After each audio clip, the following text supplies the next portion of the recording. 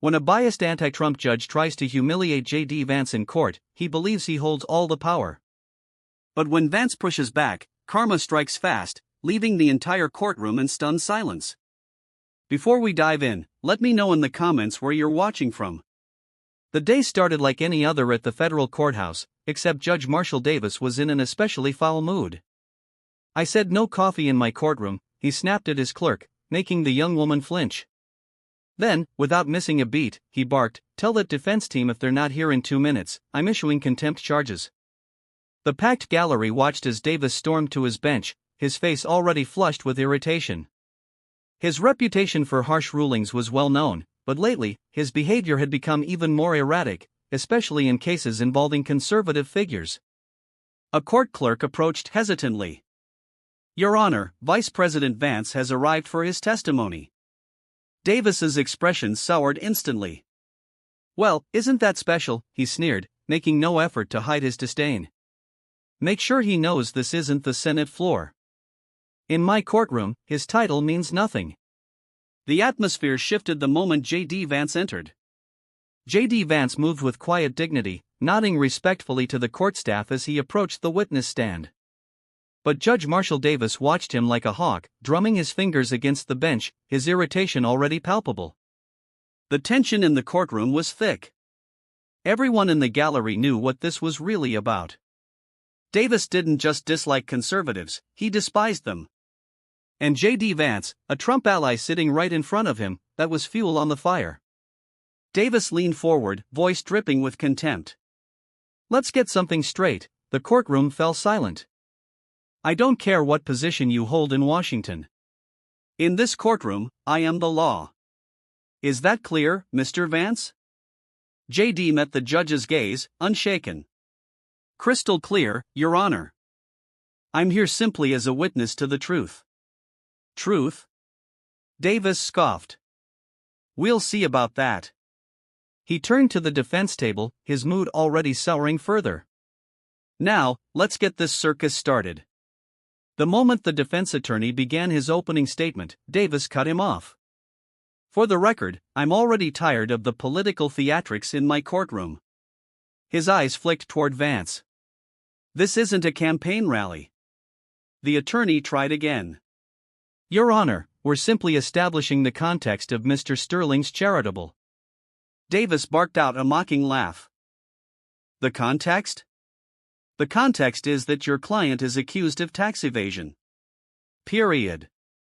I don't need a history lesson about his so-called charitable work."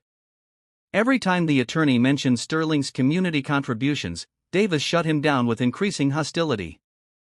"Irrelevant. Move on. I won't warn you again." The gavel slammed down repeatedly, so much so that the court reporter struggled to keep up. But when it was JD Vance's turn to testify, Davis's behavior became outright unhinged.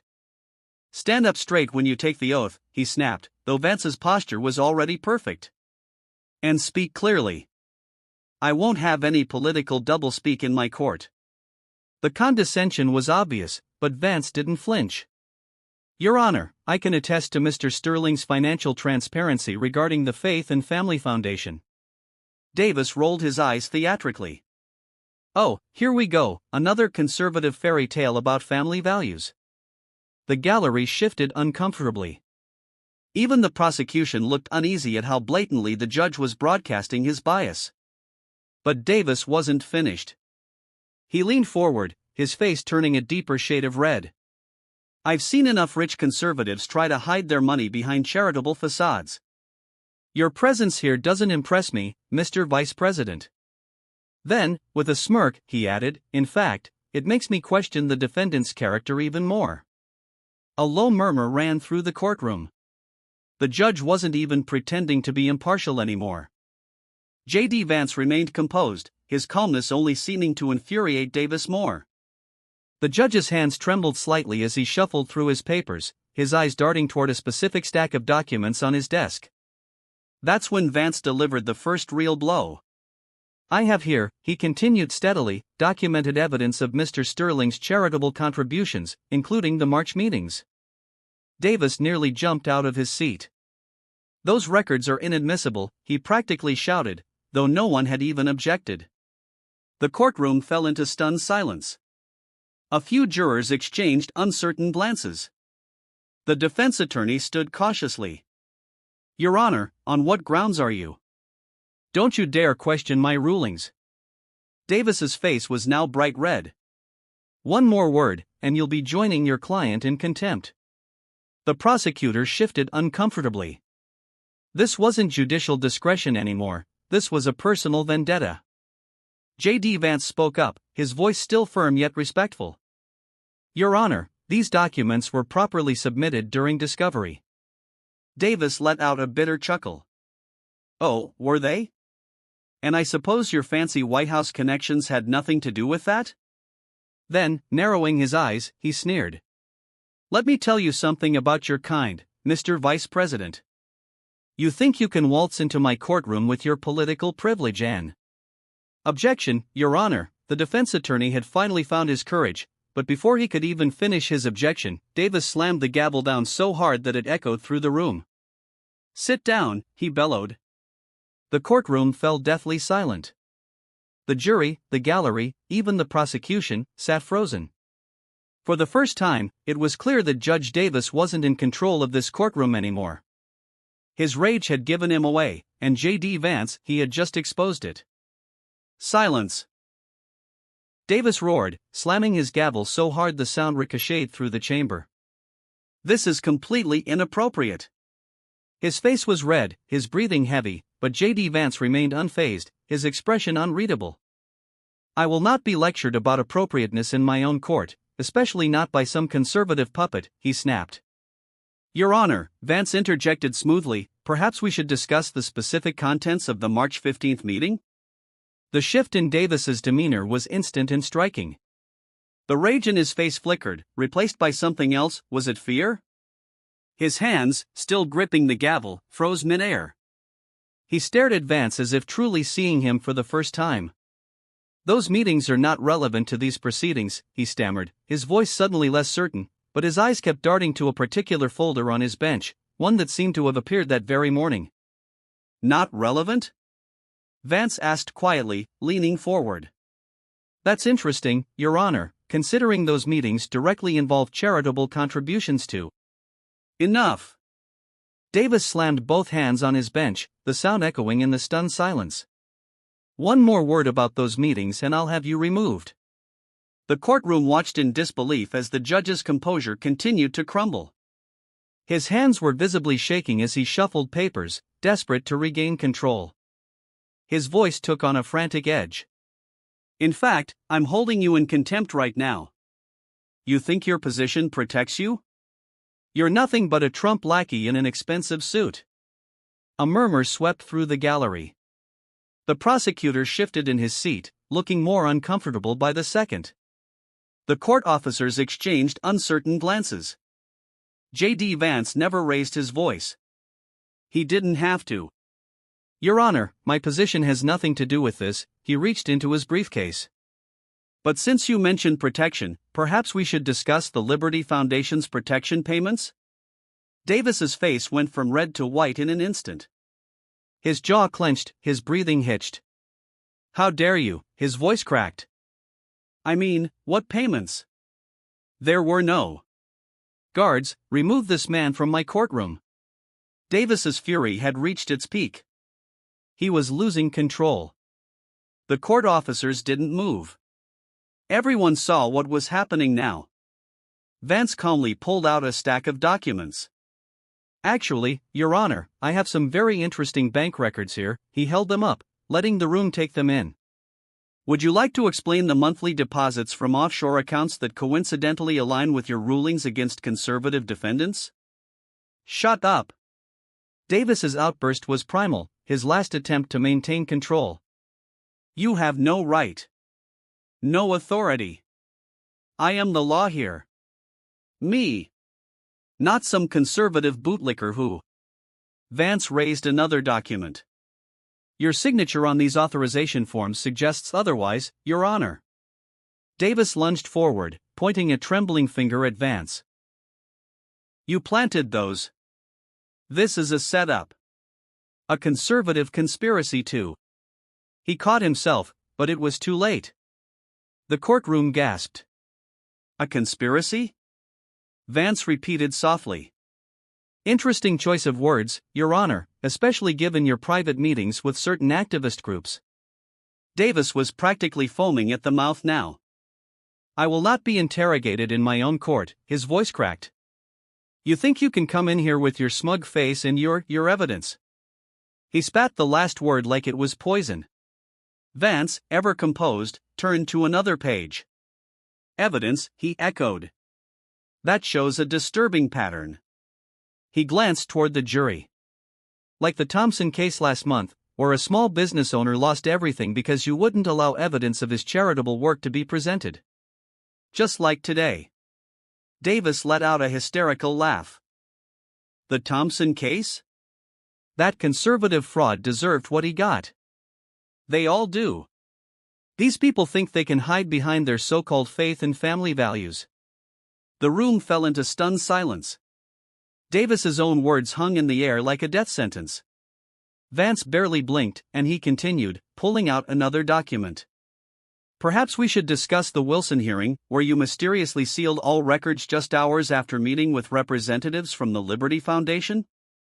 The judge's face twitched violently. His lips parted, but no words came out. How do you know about? He stopped abruptly, realizing his slip. Vance tilted his head. Know about what, Your Honor? The meeting? Or the $100,000 in your offshore account the next day? Davis's entire body went rigid. The gavel slipped from his grasp, clattering against the bench. The prosecutor stood up abruptly, finally realizing what he was witnessing. The jury members exchanged glances, their decision already made. The judge had lost more than his temper, he had lost everything. The gallery erupted in murmurs.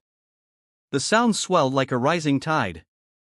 Davis slammed his gavel down repeatedly, but each strike felt more desperate than the last. Order! Order! I will have order! His voice cracked with panic. This is all fabricated. A conservative plot too. Mrs. Anderson's case, Vance pressed on, his tone steady. A grandmother who lost her life savings because you wouldn't let her explain where the money came from. Interesting how the company that sued her donated to your re-election campaign just weeks before. Shut up! Davis screamed, his composure completely shattered. You have no right. No authority. I am the law here. Me. No, Your Honor, Vance's calm voice cut through the chaos. You're not the law. You're supposed to serve it. Like when you took your oath of office, the same day you opened that account in the Cayman Islands. Davis shot up from his seat, his robes disheveled, pointing wildly at Vance. Guards! Arrest this man for contempt. Seize those documents. All of them. Now. What are you waiting for? I gave you an order. The court officers hesitated, exchanging uneasy glances. Something had changed. Before they do that, Your Honor, Vance continued unbothered, perhaps we should discuss why you're so eager to seize these particular documents? I don't have to explain myself to you. Davis snarled, his wild pacing behind the bench making him look more like a caged animal than a judge. I am a federal judge. My decisions are final. My authority is absolute. Vance leaned back slightly, almost amused. Absolute authority, Your Honor, seems to be a recurring theme with you. Just like in the Williams case last week, where you ordered all evidence of your private meeting sealed? Davis froze mid-stride. How did you? He stopped, his lips going tight. Those records were supposed to be. He caught himself again, but the damage was done. Vance tilted his head. Supposed to be what, Your Honor? Destroyed? Like the records from the Liberty Foundation meetings? Enough! Davis roared, his face contorted with fury. You self-righteous conservatives think you can come into my courtroom, man. He gasped for air, his breath hitching. Expose, his voice was trembling as he stopped mid-sentence. Expose what exactly? Vance pressed. The systematic abuse of judicial power?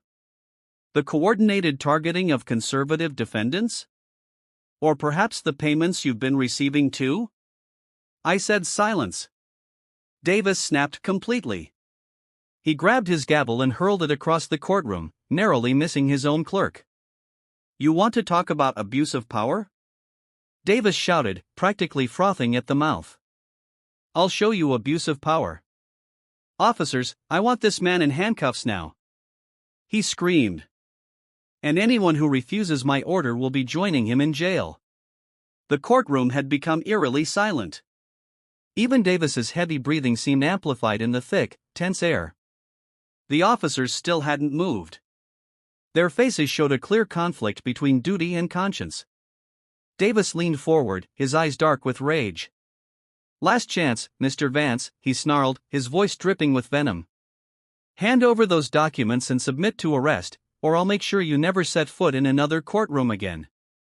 Vance merely flipped open another folder. That's an interesting threat, Your Honor. Almost identical to what you told Sarah Mitchell before dismissing her discrimination case, right after you met with CEO James Peterson. Davis's face went ghostly pale. What? How did you? Peterson, Vance continued, unfazed. Who deposited $500,000 into your Cayman account? The same Peterson who hosted that private yacht meeting last month, the one where 7 other judges were present, all of whom mysteriously ruled in his favor the following week? Davis's hands curled into fists. You have no right, he shrieked, spittle flying from his mouth. Those records are privileged. Those conversations were private? Vance's tone turned sharp. Private like the recordings from your chambers? Davis staggered. What recordings? The courtroom collectively held its breath. Vance glanced toward the clerk's desk. The ones where you explicitly told your clerk to lose evidence that would have exonerated 3 conservative defendants. A sharp gasp came from the other side of the room. The clerk, still seated at her desk, burst into tears. He made me do it, she sobbed. He said he'd ruin my career if I didn't. Silence. Davis thundered, but his authority was crumbling. His face was beet red, veins bulging, his entire body trembling. None of this is admissible. You can't prove. Actually, Vance interrupted smoothly, everything was obtained legally. He flipped open another page. Your own security cameras caught the midnight document shredding. Your own phone recorded the threats. Your own signature authorized the transfers. Davis lunged forward, reaching desperately across his bench. Give me those files. I order you to. Order denied. The new voice came from the back of the courtroom. Every head turned. A team of FBI agents strolled down the center aisle, their badges flashing under the bright courtroom lights. The lead agent's voice rang out clear and unshakable. This court is now under federal investigation. He locked eyes with Davis. Judge Marshall Davis, stay where you are. Davis's breath hitched. You can't do this, he shrieked, but no one was listening. The reign of Judge Marshall Davis was over. Davis shrieked, backing away from his bench. I have immunity. I have connections. Do you know who I am? The lead FBI agent stepped forward, unfazed. Oh, we know exactly who you are, Your Honor, he replied coolly. Including your recent meetings with the Liberty Foundation, your offshore accounts, and your coordinated efforts to target conservative defendants. Davis's eyes darted wildly around the courtroom, searching for an escape.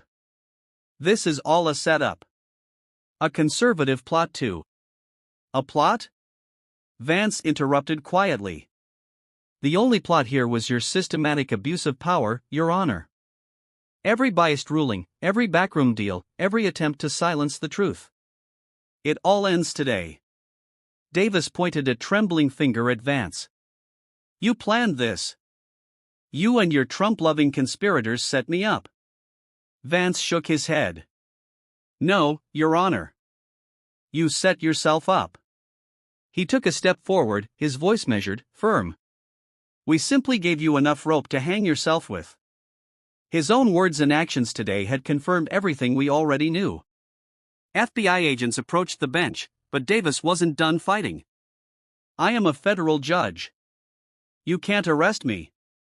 His voice cracked as he struggled against the inevitable. I am the law. I am the law. The agents had to physically restrain him as he made a last-ditch effort to lunge toward his chambers. You don't understand, he screamed. They made me do it. The foundation, they have dirt on everyone. If I talk now. The lead FBI agent raised an eyebrow. That's interesting. Tell us more about this foundation, Your Honor. Davis's mouth snapped shut for the first time. His mind caught up with his panic. His face twisted into a sneer, his hands still trembling. I want my lawyer. And when this is over, you'll all pay for this humiliation. Vance stepped forward, unfazed. Speaking of payment, he pulled another document from his folder. Perhaps you'd like to explain these transfer records? Davis's breathing hitched. Vance held the paper up for the court to see. 7 judges, all receiving similar payments on the same days you did, all ruling against conservative defendants in coordinated cases. The gallery erupted in shocked whispers. This wasn't just about one corrupt judge, it was an entire network. Vance's voice carried through the stunned courtroom. The evidence suggests that this was a systematic effort to use the judicial system as a political weapon. He turned back to Davis, his gaze unshaken. But justice isn't meant to be a weapon, Your Honor. It's meant to be a shield, protecting all Americans equally. Davis stopped struggling. The fight had drained from his face. His final realization had set in. Behind him, court officers sealed his chambers for investigation. His clerk was already in tears, confessing everything. He made me do it, she sobbed as agents questioned her. He said he'd ruin my career if I didn't. Davis's final walk of shame out of his own courtroom was more than just an arrest. It was a symbol that justice had caught up with him. But as the agents led him away in handcuffs, he turned one last time to face JD Vance. His voice was cold, bitter, hollow. You think this changes anything? Vance met his stare, unwavering. There will always be others like me. Davis sneered. You can't stop us all. Vance nodded slightly. You're right about one thing. There will always be those who abuse power, he paused, letting the weight of his words settle. But there will also always be those who stand up against them. That's what makes our justice system work. Not the corruption you represent, but the courage of those who fight against it. The aftermath was swift and far-reaching. Davis's arrest triggered a wave of investigation across multiple jurisdictions. The network of corrupt judges began to crumble as more evidence surfaced and witnesses came forward. But perhaps the most powerful moment came when Sterling's case was dismissed. The new judge reviewing the evidence Davis had tried so desperately to suppress found no basis for the charges. And in the end, justice wasn't decided by those who sought to control it, but by those willing to defend it. And if you believe standing up for truth and accountability, make sure to like this video and subscribe for more inspiring stories. God bless you, and God bless America. The ripple effects of Judge Davis's fall from power were felt across the country. Investigations spread like wildfire as federal agencies and state prosecutors worked tirelessly to unravel the web of corruption that had been carefully constructed over the years. The press, which had once been so quick to attack those who questioned the judicial system, was now forced to cover the story as the evidence against Davis and his colleagues came to light. The case was more than just a scandal, it became a full-blown political and judicial crisis. As Davis was led away in handcuffs, his expression one of disbelief and fury, many of his colleagues were left to wonder who might be next.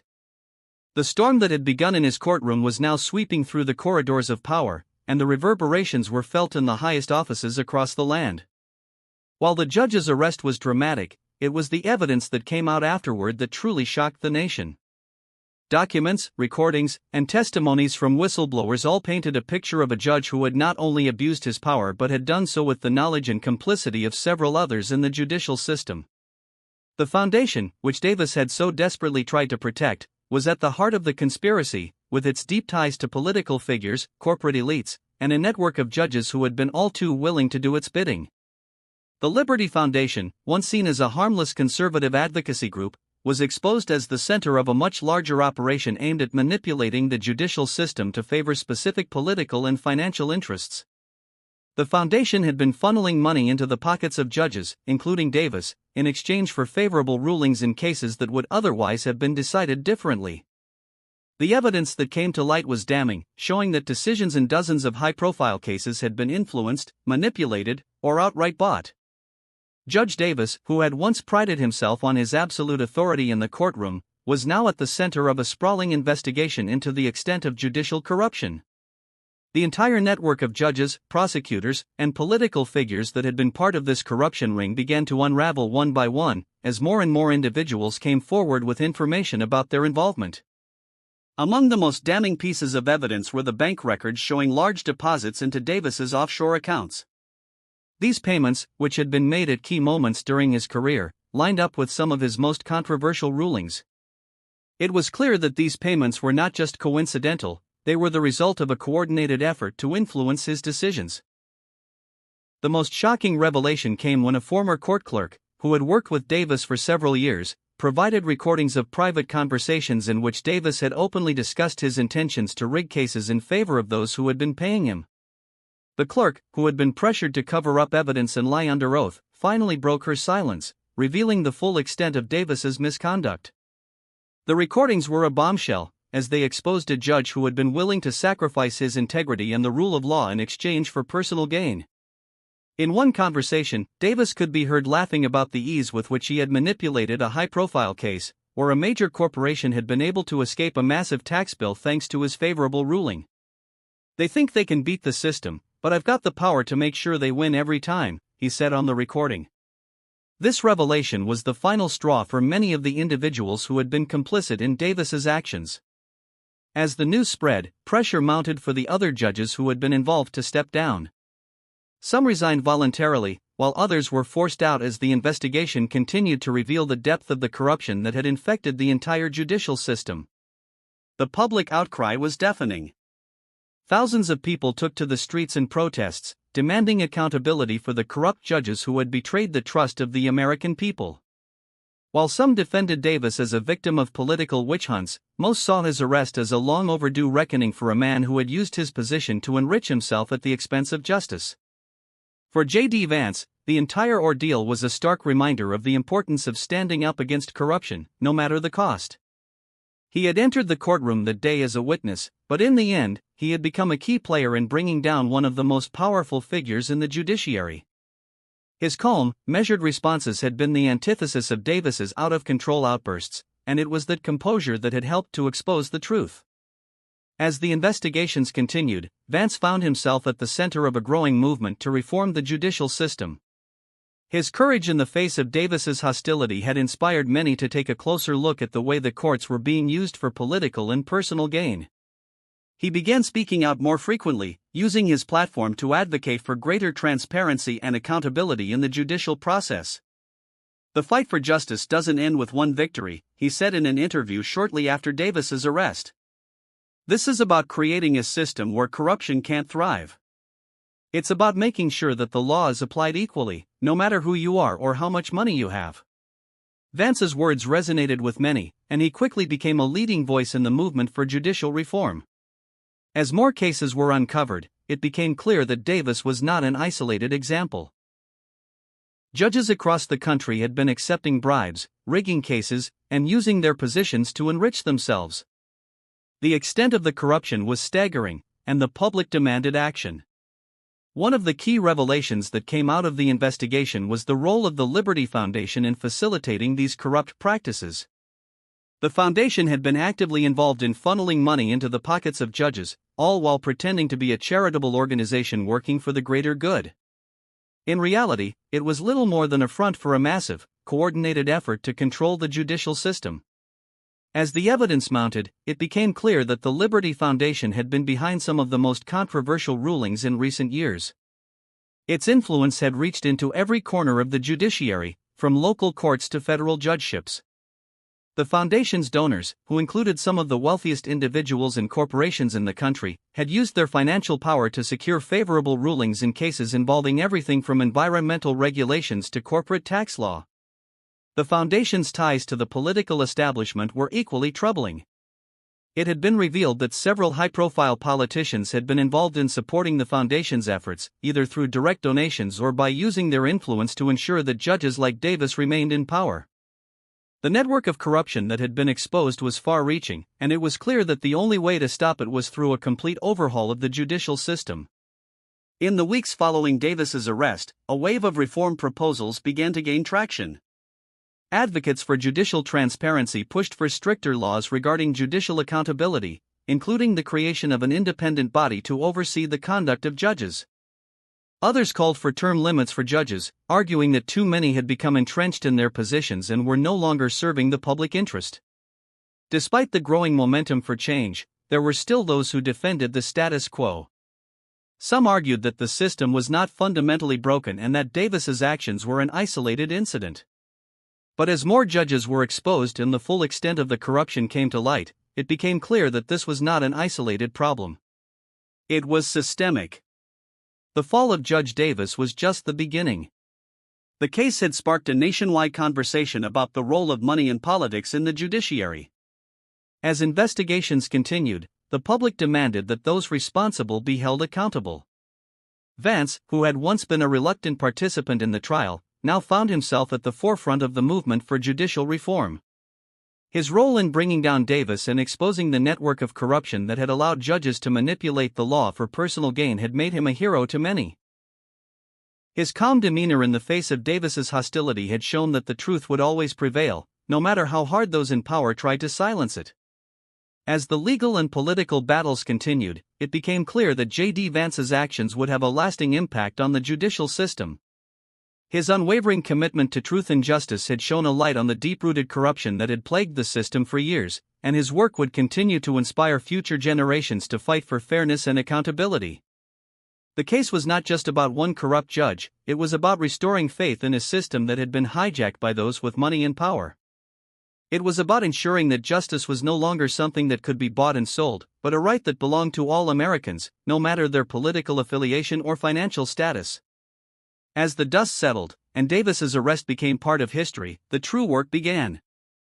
The judicial system had been put on notice, and there were those who would never stop fighting for a fairer, more transparent legal process. And for JD Vance, the fight for justice was just beginning. In the months that followed Judge Davis's arrest, the movement for judicial reform gained unstoppable momentum.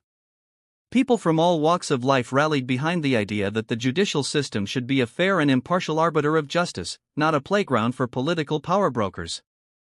JD Vance's role in exposing the corruption and helping to bring about change made him a leading figure in the movement, but he was quick to credit others who had fought just as hard for transparency in the courts. His experience in the courtroom, facing off against the vindictive and out-of-control Judge Davis, had shown him firsthand the dangers of unchecked judicial power. For years, Davis had used his position to protect powerful elites and political allies, often at the expense of the truth and justice. But as the evidence against him mounted, it became clear that his abuse of power was part of a larger pattern, one that extended well beyond his own courtroom. Davis had been just one piece in a much bigger puzzle. The scandal surrounding Judge Davis's fall was only the tip of the iceberg. As investigators dug deeper into the network of corrupt judges, more disturbing revelations came to light. The Liberty Foundation, which had been at the center of the corruption, was shown to have been funding political campaigns, providing financial support to judicial candidates, and even influencing decisions in courtrooms across the country. Their goal was to ensure that judges sympathetic to their political and financial interests were placed in power, and once they had the right people in the right positions, they used their influence to manipulate legal outcomes. Vance's own involvement in the investigation made him a target for criticism.